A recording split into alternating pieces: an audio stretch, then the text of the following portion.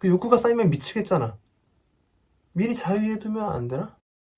오늘 주제는 자위입니다. 공감 가는 이야기부터 성경은 자위에 대해서 뭐라고 말하는지까지 이야기하고 오늘을 마치겠습니다. 질문자의 요지는 자위가 죄냐, 죄가 아니냐의 문제입니다. 이 고민은 우습지 않습니다. 고차원적이에요. 그리고 고결하고 또 현실적이기까지 합니다. 또 하나님을 사랑하는 사람으로서 어느 정도 성장했다는 의미고요. 심지어 하나님이 지으신 이 몸에 대해서 고민하는 건 하나님이 기뻐하시는 일이죠. 사실 저도 이런 질문 했었거든요. 야동 안 볼게. 죄인 거 알겠어. 근데 자위는 아니잖아. 성경에도 아무렇게도 안 써 있잖아. 나는 그 끌어오르는 정욕을 이겨낼 수 없겠는데 미리 자위를 해서 이 욕구를 좀 억제하면 안 되나? 그 욕구가 쌓이면 미치겠잖아. 미리 자위해두면 안 되나? 우선 이 고민, 자위를 하냐 안 하냐의 문제는요, 아시다시피 구원하고는 관계가 없습니다. 하지만 그래도 우리가 고민하는 이유는 하나님이 질문하셨기 때문이죠. 그렇기 때문에 이 자위라는 주제를 가지고 그래서 자위를 하라는 거야 말라는 거야 로만 가면은 굉장히 아쉽습니다. 간단해지고 미성숙해지죠. 우리가 죄를 짓지 않는다면 그 이유는 무엇인가요? 하나님이 원하지 않으시기 때문이겠죠. 하지만 하나님은 어떤 규칙을 정하고 이건 해, 이건 하지 마 하는 분은 아닙니다. 그렇기 때문에 이 크리스천의 올바른 고민은 내가 해도 되냐가 아니라 하나님이 기뻐하시는가입니다.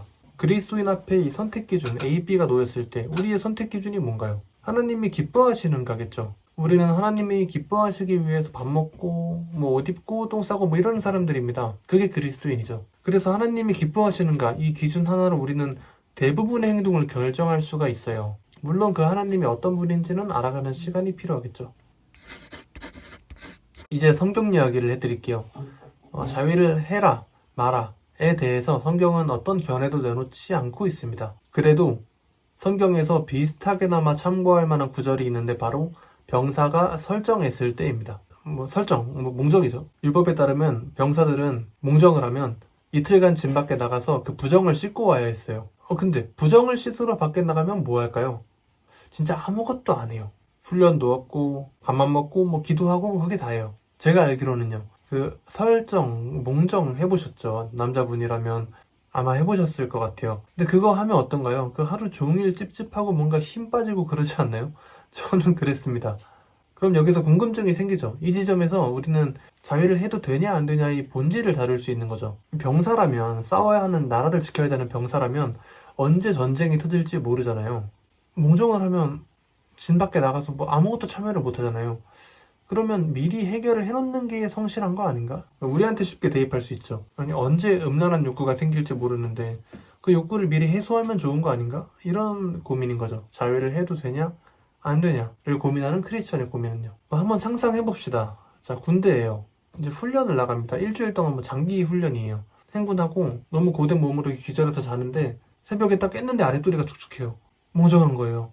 그럼 어쩌죠? 옷도 없어. 너무 찝찝해. 끈덕거립니다. 진짜 끔찍하죠? 군복이 네. 제가 아는 분은 훈련 중에 제발 몽정 안 하게 해달라고 많이 기도했대요. 진짜 상상만 해도 멋 같잖아요. 그런 거죠. 내가 연약해서 넘어질 것 같은 거야. 나도 불가항력이야. 그래서 미리 대비를 해놓는 게 좋지 않을까 그런 거죠. 그런 궁금증. 자, 이제 돌아가 봅시다. 군대 이야기에서 좀 벗어나서 과연 하나님이 기뻐하시는가? 하나님이 기뻐하시는 건 무엇인가가 우리의 대화 주제였잖아요. 그렇다면 우리의 고민에 있어서 하나님이 기뻐하시는 건 무엇일까요? 미리 자위해서 대비해 놓는 것. 이건 어찌 보면 문제없어 보이지만 하나님이 기뻐하시는 방법 같지는 않습니다.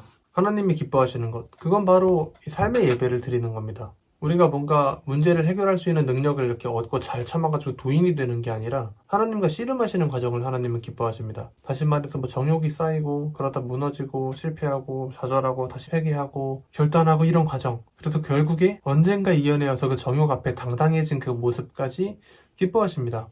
그런 모습을 다 드리는 게 예배이고요. 이 세상 사람들이 기독교인을 보면 참 미련하다고 해요. 저도 사실 그런 세상 사람이었고 혼전순결 하는 게 참 미련해 보였어요. 이 좋은 걸 왜 안 하나. 맞죠? 미련하죠. 결혼 전까지 참고 인내하는 거니까요. 남자도 여자도 진짜 미치겠잖아요. 하지만요, 제가 아는 신앙의 선배들, 하나님을 기쁘게 해드리려고 참고 참는 그 인내의 시간을 보낸 선배들은요, 그 믿음의 선배들은 확실히 말하더라고요. 영적인 유익을 얻었다고요. 그리고 너무 기뻤다고요. 여러분이 만약에 이런 크리스천으로서 고민하는 삶을 살고 앞으로도 건강하게 신앙생활을 이어간다면 딱 두 가지의 과정만 밟으실 수 있을 겁니다. 그 두 가지는요, 하나님을 기쁘게 해드리려고 인내하고 영적 유익을 바라고 따라가느냐. 두 번째는 실수하고 넘어져도 하나님을 기쁘게 해드리려고 다시 나아가느냐. 기쁘게 해드리는 것밖에 없습니다. 크리스천이라면요, 이게 앞에 이야기와 무슨 상관이 있냐면 음란과 자위를 참아내는 행위 자체, 그 자체는 예배가 아니라는 겁니다. 건강한 그리스도인의 삶과 동떨어져 있다는 거예요. 하나님은 그 참는 행위에는 관심이 없으십니다.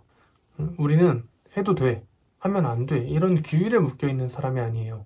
하나님을 기쁘게 해드리기 위해서 스스로 종된 자가 될 수는 있지만요.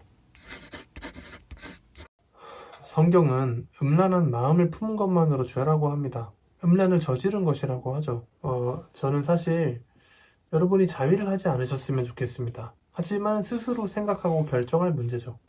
그보다 각자 인생에서 정말 중요한 건 그 어떤 길을 가더라도 하나님이 기뻐하시는 게 뭔지 고민하고 생각해야 된다는 거죠. 그리고 하나님은 우리가 이렇게 고민하기를 원하신다는 거, 기쁘게 받으신다는 거. 넘어지더라도 하나님은 싫어하시지 않습니다. 오히려 다시 나오는 걸 기뻐하시죠. 그러니까 이제부터 뭔가 자위를 참으려고 하시면 참는다가 아니라 예배한다, 기쁘게 해드린다, 이렇게 생각하십시오. 삶으로 예배를 드리게 되는 이런 고민들 계속 해나가시길 바랍니다. 저 또한 그렇게 질문해가면서 예수님의 인격을 담고 있는 거라고 믿습니다. 이렇게 수많은 고민 끝에 나중에 시간이 흘렀을 때 우리가 조금 더 성숙해져서 훗날에 나의 자녀에게 또 나의 후배에게 이런 하나님과 씨름과 기쁘게 해드리려는 여러 노력을 통해서 유익을 얻었다고 당당하게 말해줄 수 있는 우리가 되기를 소망합니다. 자위는 안 하실 거죠?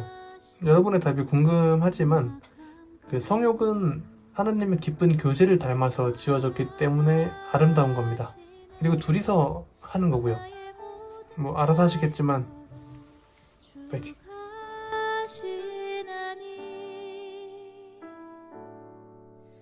날 인도하소서